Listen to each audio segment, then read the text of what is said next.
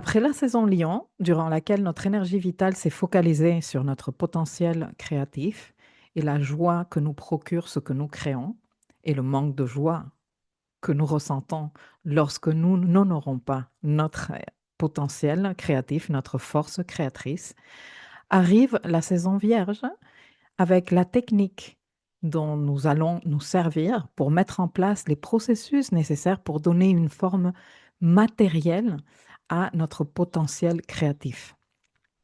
Vierge est le deuxième signe de terre dans le parcours évolutif du zodiaque. Ce n'est plus la terre taureau qui est le premier signe de terre, une terre riche et pleine de potentiel, mais pas encore travaillée. La terre vierge est une terre utile dont le rendement a été mesuré. Et dans ce voyage initiatique que nous propose le parcours des 12 signes du zodiaque au fil des saisons solaires, nous avons déjà parcouru depuis le début de l'année le signe bélier et nous avons ressenti le feu déclencheur en nous. Nous avons ensuite pris conscience de notre valeur et des précieuses ressources que nous possédons lors de la saison solaire taureau. Nous avons ensuite découvert notre entourage immédiat et interagi avec cet entourage. Et nous avons goûté à l'apprentissage expérientiel en saison gémeaux. Puis nous avons ressenti les émotions et les affects en saison cancer, des ressentis qui ont ravivé notre flamme intérieure et embrasé notre énergie créatrice en saison lion. Et maintenant, en saison vierge, nous sommes prêts à investir notre intelligence dans la création de méthodes qui nous permettent de rendre notre terre, c'est-à-dire nos ressources, productives, vierges. Et si en saison lion, on s'est souvenu de cette étincelle créative qui nous inspire à créer dans nos vies, en saison vierge, on va se donner les moyens pour que ce processus créatif soit régulier, qu'il ne dépende pas uniquement d'un élan de temps en temps, d'une inspiration qui arrive ou qui n'arrive pas, mais qu'il puisse être itéré dans des conditions favorables pour qu'il donne des résultats, pour qu'il donne des fruits. Donc nous avons devant nous 4 semaines fantastiques pour travailler avec l'énergie de terre, yin et mutable, que représente l'énergie vierge, une énergie concrète, pratique et utile. Les 4 phases du cycle lunaire de cette saison se tiennent dans des signes de modalité mutables. Et ceci est important. L'énergie mutable fait évoluer ce qui pourrait se fossiliser si trop d'énergie fixe, qui est juste l'énergie antérieure, la modalité antérieure. Et cette évolution que nous propose l'énergie mutable est de type mental. C'est une énergie souple, changeante, versatile, rapide, des caractéristiques qui sont nécessaires pour déclencher des changements et apporter une énergie rénovée, rafraîchie. Le but de cette énergie n'est pas l'action, ça c'est l'énergie cardinale. Ce n'est pas non plus la consolidation, ça on le trouve dans l'énergie fixe. Mais ce que nous propose l'énergie mutable est une évolution. C'est une énergie qui aime jouer et expérimenter avec les concepts et les idées. Il y a aussi une tendance à l'instabilité et à la superficialité. Mais lorsqu'on sait que le cycle lunaire sert à nous donner soutien et contention à un niveau émotionnel, on sait que lorsque les lunaisons se tiennent en signe de qualité mutable, nous allons chercher du soutien et de la contention émotionnelle dans l'énergie de type mutable. Donc dans la souplesse, dans l'ouverture, dans la versatilité, dans l'adaptabilité. Il nous convient donc d'encourager toute situation qui cultive les qualités mutables. Maintenant, en 2026, le Soleil entre en Vierge officiellement le 23 août à 2h19 heure universelle. Et bon, démarre donc cette saison qui est sous la maîtrise de Mercure. L'énergie solaire collective passe du signe très créateur liant au signe des rituels quotidiens qui façonnent notre réalité, qui est la Vierge. Et donc, cette entrée en signe marque le début d'une saison solaire que je t'ai présentée dans l'agenda astro, qui nous invite à nous intéresser tout particulièrement à notre dimension mentale et à nos processus mentaux, car Mercure, qui est ambassadeur de ce signe, est doublement dignifié. en Vierge. Il est non seulement en domicile, il est exalté en même temps, ce qui est une caractéristique que aucune autre planète a. Donc après des semaines que nous avons eues en 2026, assez intenses à un niveau émotionnel et énergétique, marquées par la saison d'éclipse et cette très puissante éclipse que nous avons eue en Lion à 20 degrés du signe le 12 août concrètement, l'énergie vierge vient nous inviter à ancrer ce qu'on a vécu, à mettre de l'ordre dans nos ressentis et à trouver un certain équilibre, une certaine sérénité. Alors oui, il nous reste encore une éclipse le 28 août sous la pleine lune en Poisson. Et donc c'est vrai que cette saison vierge ne sera pas une saison vierge classique, mais bon, ça fait un moment qu'on a l'axe nodal dans l'axe Vierge-Poisson. Bon, il est déjà parti au moment où la saison Vierge commence, mais nous avons encore des éclipses qui arrivent dans cet axe. Mais voilà, ce ne sera pas une saison, pour ainsi dire, classique, puisque nous avons encore des éclipses et que nous démarrons la saison en pleine saison d'éclipse, en plein entre deux éclipses. Pour rappel, tu as toujours le workbook de la saison d'éclipse à ta disposition pour travailler dessus. Je te laisse le lien ci-dessous. Et si tu es membre Architect, s'il vous plaît, ne téléchargez pas le workbook public. Il y a une version augmentée et approfondie du workbook qui est à votre disposition dans le dossier Astrologie nodale. Je laisserai aussi le lien quelque part. Donc bon, nous sommes toujours en saison d'éclipse. Le 28 août, nous avons encore l'éclipse lunaire en Poisson. C'est la toute dernière éclipse que nous aurons en Poisson dans cette série Poisson Vierge 2025-2026. Ce n'est pas une moindre éclipse. Nous en reparlerons très bientôt. Elle se tient en aspect dynamique à la conjonction supérieure Mercure-Soleil et à Uranus en Gémeaux. C'est un T carré entre la lunaison et Uranus, en fait. Et comme Mercure est conjoint au Soleil, ben, tout ça génère toute une configuration qui relie le travail évolutif karmique que nous avons fait avec l'axe nodal en Poisson Vierge, avec le transit d'Uranus en Gémeaux, qui est une signature inscrite dans le thème de l'entrée officielle d'Uranus en Gémeaux. Je dirais même c'est la signature. Quand Uranus est entré en Gémeaux, il a fait un carré à l'axe nodal qui était à l'époque encore dans l'axe Poisson Vierge. Et cette signature présente dans ce thème d'entrée officielle d'Uranus en Gémeaux, elle implique directement Uranus. C'est pour ça que je dis que c'est la signature la plus importante de cette entrée officielle d'Uranus en Gémeaux. Et donc, elle représente une très importante clause de ce contrat d'apprentissage uranien qui va durer jusqu'en 2033 et qui va nous apprendre que si ne pas savoir et peut être dangereux, il faut savoir aussi choisir avec discernement. Et que savoir en soi ne suffit pas non plus. Il va falloir intégrer la dimension matérielle, les process du corps et de la matière, comme nous l'indique le pôle Vierge, où se trouvent le Soleil et Mercure au moment de cette éclipse. Il faut sans le moindre doute mettre la dimension émotionnelle, la connexion spirituelle, la relation au mystère. Et pour rappel, ceci étant une éclipse lunaire, il y a quand même un appel à faire cela de façon mature, affranchie de l'enfant lunaire. Et bon, c'est super intéressant, mais nous en reparlerons lors du live que je ferai sur l'éclipse lunaire, certainement le vendredi 28 août, qui est le jour de l'éclipse. Allez, continuons avec un point important. Nous avons Vénus et Mars, tous les deux en fin de cycle. Vénus en fin de cycle Bélier, qu'elle a démarré en mars-avril 2025.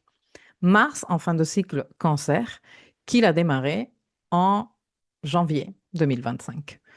Tous les deux sont en train d'arriver quasiment en même temps à la fin de leur cycle. Bon, pour Mars, ça va être un peu plus long que pour Vénus. Vénus, elle redémarre un cycle en octobre. Et d'ailleurs, elle entre très bientôt en ombre pré-rétrograde, si je me rappelle correctement, ce sera le 31. En effet, Vénus à 22 degrés Balance, tu la vois ici. Et ce jour-là, elle entrera en ombre pré-rétrograde. Donc, avec Vénus et Mars en fin de cycle, le temps est idéal pour aussi faire un bilan, faire une évaluation de ce qu'ont représenté ces 18 derniers mois environ, comment nous avons grandi au niveau Vénus et au niveau Mars, au niveau appréciation, au niveau valorisation, au niveau gratitude aussi, au niveau de nos vertus féminines pour Vénus, au niveau de prise d'initiative active, au niveau de notre énergie masculine pour Mars, non? Et faire un bilan le plus édifiant possible, ce serait l'idéal, non? Gratitude et appréciation pour ce processus dans lequel nous avons participé, plus ou moins consciemment, en fonction de ce que toi, tu as choisi de faire au cours de ces derniers mois. Moi, personnellement, je propose des accompagnements tous les mois, enfin, tous les cycles de Vénus. Et donc, nous avons eu des réunions régulières tous les mois pour faire le point et donner du sens à ce processus. Et c'est incroyable parce que à chaque fois, à chaque réunion, à chaque voyage, les personnes sont elles-mêmes, les participants à ce voyage sont surpris de la richesse des résonances avec les voyages et ce qu'ils vivent dans leur vie in real life. Donc voilà, moment de gratitude et d'appréciation. Nous avons également un premier trigone, un trigone de feu magnifique. Nous allons en avoir 3 trigones entre Jupiter et Saturne. Celui-ci sera le premier. C'est une signature de matérialisation et de concrétisation. Et cela joue avec ce que je voulais te dire sur cette saison vierge, ou disons la thématique clé que j'ai voulu attribuer à cette saison vierge, que j'ai appelée, comme tu peux lire ici, prendre ton processus évolutif karmique très au sérieux. Parce que nous démarrons la saison vierge en saison d'éclipse, comme je te disais tout à l'heure, que nous avons eu quand même une éclipse assez forte quelques semaines avant en Lion. C'est une éclipse solaire totale qui, pour certains d'entre nous, peut représenter une très forte remise en question de comment nous nous présentons face aux différentes situations de la vie, etc., etc. Et nous démarrons la saison vierge avec peu d'aspects planétaires, hein. C'est un mois assez silencieux, j'ai envie de dire, plutôt calme. Nous avons 14 jours, donc quasiment la moitié du mois, sans aspect, c'est-à-dire sans conversation entre les planètes. Donc, moment idéal pour déjà, d'un côté, poser les bases des changements et les évolutions que tu veux incorporer à ta vie, t'engager avec sérieux, tu vas être moins sollicité énergétiquement. Prends aussi du temps pour incorporer les informations que t'ont révélées les éclipses, mais surtout décider là où tu veux investir tes ressources. Et peut-être penser à ce dossier que tu es toujours en train de laisser traîner parce que tu as peur, parce que tu ressens de l'insécurité, parce que tu te dis que tu es nul, parce que tu as du mal à t'assumer, tu vois. Et peut-être commencer à prendre des engagements plus sérieux, te demander comment tu te sentirais si d'ici 6 mois, lorsque le Soleil sera dans le signe opposé, donc le signe Poisson, quand nous serons en train de clôturer l'année astrologique, et que nous aurons la pleine lune en Vierge. Parce qu'au cours de cette saison Vierge 2026, concrètement le 11 septembre, nous avons une nouvelle lune en Vierge. Bon, d'ici 6 mois, lorsque nous serons en train d'avoir la pleine lune en Vierge, comment te sentirais-tu si tu avais pu transformer cette situation? Si tu avais réussi à dépasser cette peur, si tu avais réussi à t'assumer et que tu avais mis en place une certaine organisation, des process, une méthode progressive pour matérialiser ce que tu veux matérialiser, ce qui te tient à cœur, pour faire ces changements et ces évolutions, non?